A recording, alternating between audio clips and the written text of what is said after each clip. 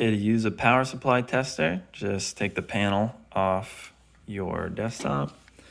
Make sure that the computer is plugged in and that the power switch is on. Then you only need to plug in the main plug into the side. All this stuff is for other plugs, but you're gonna wanna get the thickest plug, usually in the top right corner of the motherboard.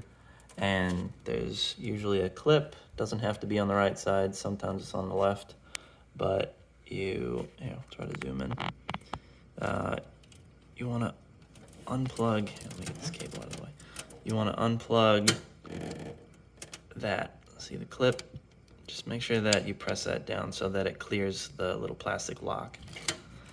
Then, once you press that down, just don't force it, but wiggling is usually better. It's a big chunky plug, so once it comes out, it's 2 parts because it's a 20 plus 4 pin connector, so 24 total. So just kind of hold it together, and this is going to be awkward to do with one hand, so I'll do this. And you're just going to want to line this up, make sure that where that clip was, that it's on the same side that the lock clip is on. And then I'm actually gonna disconnect the power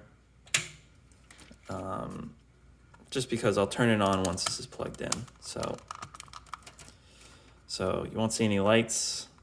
Typically this is supposed to be fully lit. This is just registering that there's a connection. And then I'll flip the power on and you'll see it's testing all of the voltages on all of those plugs. So all the different hardware in your computer requires different voltages. So this is just verifying all of them. Don't worry about the -5 volt. You just want this whole thing lit up.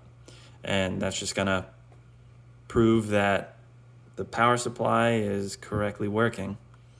If you see only one thing lit up when you turn the computer on, or if it shuts off after a short amount of time, that's a pretty good indicator that your power supply is dead.